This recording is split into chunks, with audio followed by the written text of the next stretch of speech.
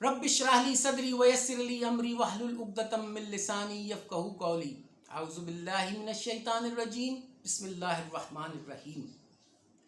वक्त फुर्सत है कहाँ काम अभी बाकी है, नूर तौहीद का इत्माम अभी बाकी है।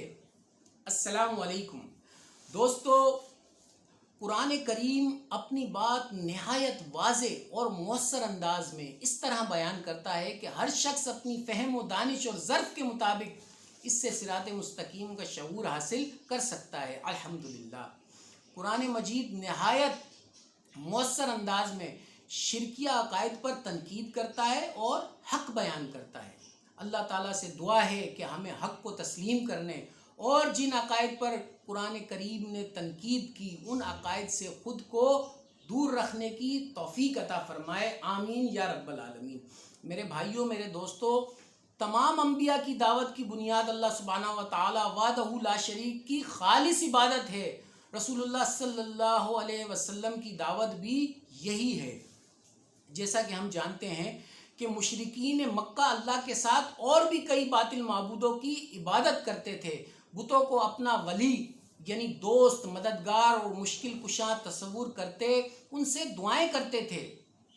अल्लाह सुब्हानहू व तआला ने इस दीनी नज़रिए को, इस अकीदे को, इस तस्वुर को मुस्तरद किया है, रद्द किया है और हमें बताया कि मेरे सिवा तुम्हारा कोई वली यानी दोस्त, मददगार नहीं।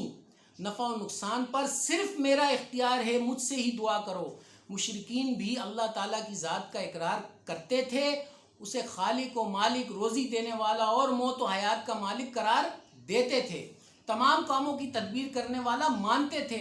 अल्लाह अज़्ज़ा व जल ने कुरान करीम में हमें ये भी बताया कि जिन लोगों ने अल्लाह के सिवा और औलिया यानी दोस्त बनाए हैं, वो लोग कहते हैं कि हम उनकी इबादत इसलिए करते हैं कि वो हमको अल्लाह का मुकर्रब बना दें, यानी हमें अल्लाह के करीब कर दें।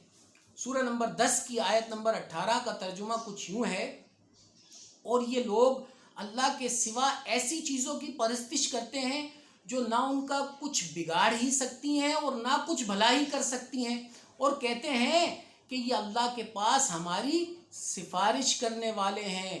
कह दो, क्या तुम अल्लाह को ऐसी चीज़ बताते हो जिसका वजूद उसे ना आसमानों में मालूम होता है और ना ज़मीन में?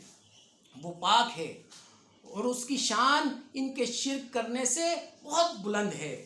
सूरह नंबर 10 की आयत नंबर 31 का तर्जुमा कुछ यूँ है, इनसे पूछो कि तुमको आसमान और ज़मीन में रिज़्क कौन देता है, या तुम्हारे कानों और आँखों का मालिक कौन है, और कौन निकालता है ज़िंदा को मुर्दा से और निकालता है मुर्दा को ज़िंदा से, और दुनिया के कामों का इंतज़ाम कौन करता है?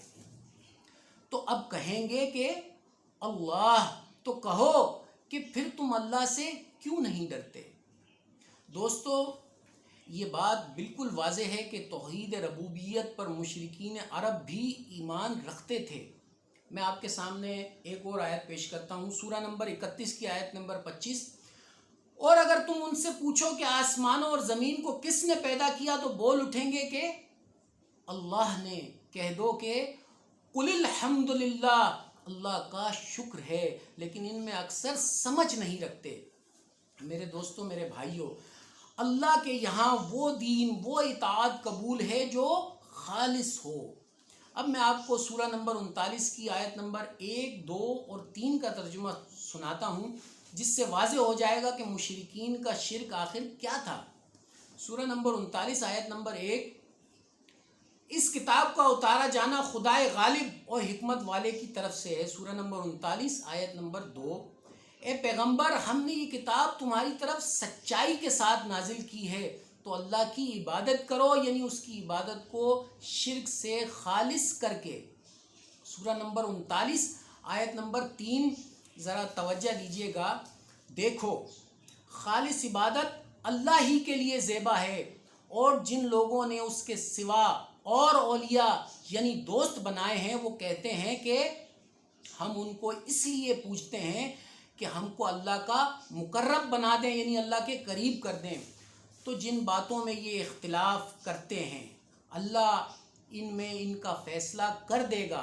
बेशक उस शख्स को जो झूठा नाशुक्रा है اللہ ہدایت نہیں دیتا۔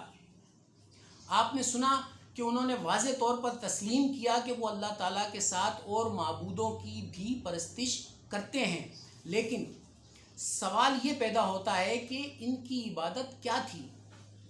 کیا وہ ان معبودوں یا بتوں کے لیے جن کی وہ عبادت کرتے تھے نماز پڑھتے تھے؟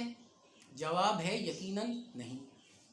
پھر آخر وہ کون سی عبادت تھی جس کے متعلق قرآن کریم نے صراحت کے ساتھ ان کا اعتراف نقل کیا کہ وہ ان معبودوں کی عبادت کرتے تھے؟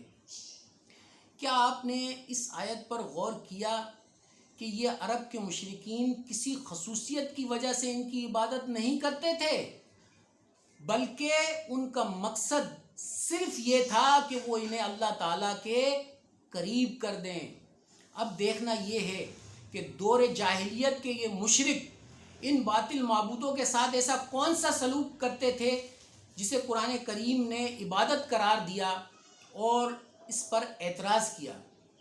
اس سوال کا جواب ہمیں قرآن کریم سے یہ ملتا ہے کہ وہ لوگ بتوں کے لیے جانور ذبح کرتے، ان کے لیے نذر و نیاز دیتے اور چڑھاوے چڑھاتے تھے، مصیبت اور مشکلات میں ان سے مدد مانگتے تھے۔ لیکن جب کوئی ایسی مصیبت آتی جس کے بارے میں انہیں علم ہوتا کہ اللہ کے سوا انہیں اس سے کوئی بچانے والا نہیں، تو پھر سارے باطل معبودوں کو بھلا کر ایک اللہ سے دعا کرتے اور اس سے پناہ طلب کرتے۔ ان کا یہ طرز عمل متعدد آیات میں مذکور ہے، جیسے سورہ نمبر 10 کی آیت نمبر 22، ترجمہ کچھ یوں ہے: وہی تو ہے جو تم کو جنگل اور دریا میں چلنے پھرنے اور سیر کرنے کی توفیق دیتا ہے، یہاں تک کہ جب تم کشتیوں میں سوار ہوتے اور کشتیاں پاکیزہ ہوا کے نرم نرم جھونکوں سے سواروں کو لے کر چلنے لگتی ہیں اور وہ ان سے خوش ہوتے ہیں، تو ناگہاں زناٹے کی ہوا چل پڑتی ہے اور لہریں ہر طرف سے ان پر جوش مارتی ہوئی آنے لگتی ہیں اور وہ خیال کرتے ہیں کہ اب تو لہروں میں گھر گئے۔ تو اس وقت خالص اللہ ہی کی عبادت کر کے اس سے دعا مانگنے لگتے ہیں کہ اے اللہ، اگر تو ہم کو اس سے نجات بخشے تو ہم تیرے بہت شکر گزار ہوں۔ اب جو آیت میں آپ کو سنانے جا رہا ہوں، آپ توجہ رکھیے گا کہ مشرکین اپنے مال سے، یعنی جو کھیتی وہ کرتے تھے یا جو مویشی ان کے پاس ہوتے تھے، ان میں وہ اللہ کا حصہ رکھتے تھے اور ساتھ ساتھ اپنے چھوٹے خداؤں کا حصہ بھی رکھتے، جن کے بارے میں وہ خیال کرتے کہ ان کو بھی اللہ نے اختیار دیا ہے، یہ ہماری سفارش کریں گے۔ ان کا بھی کچھ عمل دخل ہے۔